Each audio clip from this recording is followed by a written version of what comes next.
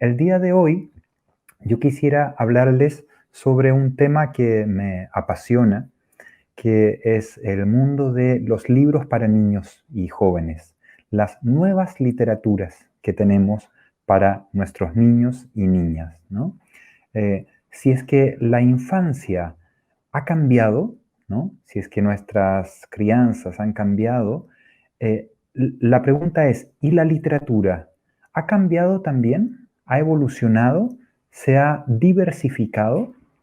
Esa es la pregunta que me gustaría compartir hoy con ustedes, algunas reflexiones. El día de hoy yo quisiera plantear esta reflexión de qué literatura para los niños del siglo XXI a partir de 4 ejemplos que me parecen interesantes para pensar las vías de exploración que está desarrollando la literatura infantil en la actualidad, ¿no?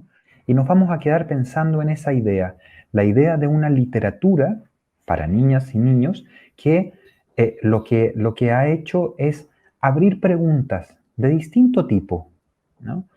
Sobre, por ejemplo, algunos temas que hasta hace un tiempo eran considerados como tabú dentro de la literatura infantil, como podría ser, por ejemplo, la muerte, la homosexualidad, el abuso, las migraciones, el racismo, la xenofobia, etcétera, etcétera, etcétera. Esa es una idea clave, la idea de diversificar.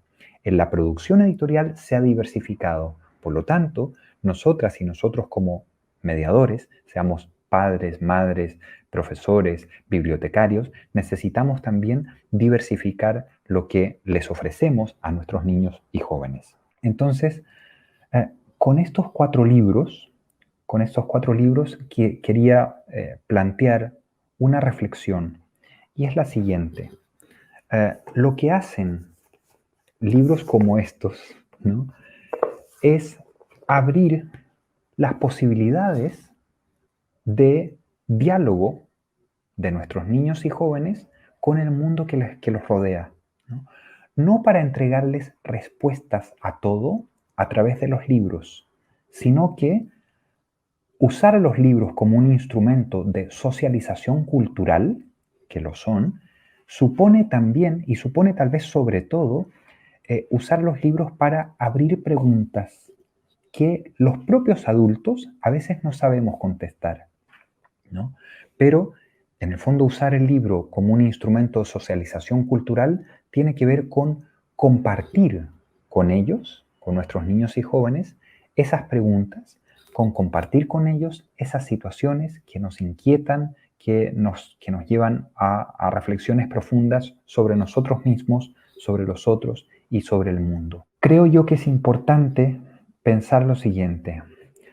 La infancia como estadio, como etapa, ¿no?, de la vida, ha ido cambiando desde esa infancia de los cuentos de Perrault, desde esa infancia de los viajes de Gulliver de Jonathan Swift, desde esa infancia de Louisa May Alcott o de Mark Twain y así. Y el día de hoy, en el siglo XXI, creo yo que los nuevos libros para niños también han ido cambiando y han ido avanzando hacia una mayor apertura para hablar de temas diferentes, para tratar esos temas de maneras muy diferentes, con diferentes propuestas estéticas, con diferentes propuestas literarias, para tratar, por ejemplo, de aventuras que sean no solo aventuras externas, no solo conflictos externos, sino también conflictos internos, como el caso de Raposa, ¿no?, para abrir y diversificar sus propuestas estéticas y de diseño, como por ejemplo Cada Coisa,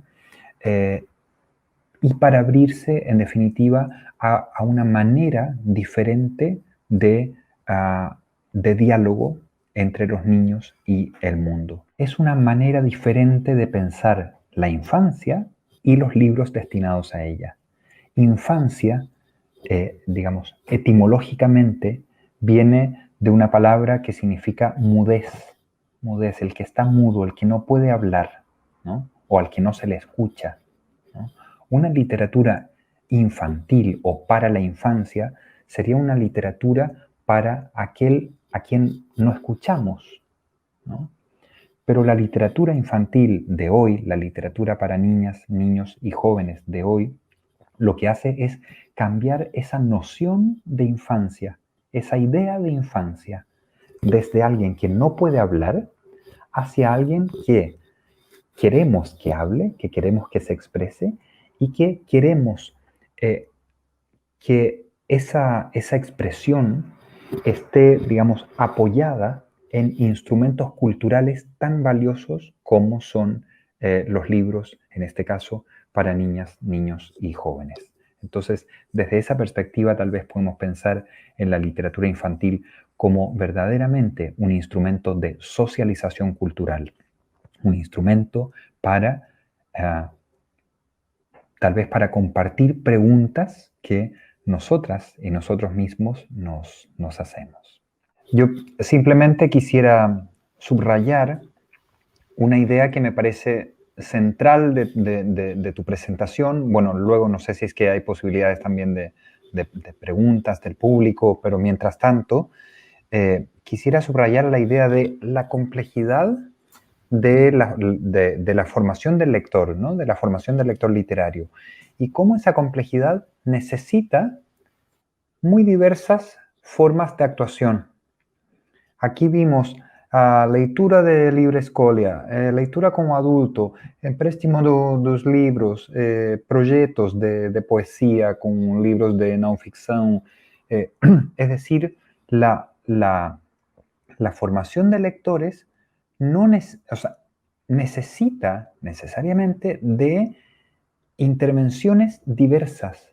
No es solo con una única actividad o un único tipo de actividad que formamos lectores. No es solo con la lectura en voz alta y ya. No. Hay momentos de lectura en voz alta, hay momentos de lectura de livre escolha, hay momentos de lectura compartilhada com um grupo pequeno. Então, é assim como se forma um leitor.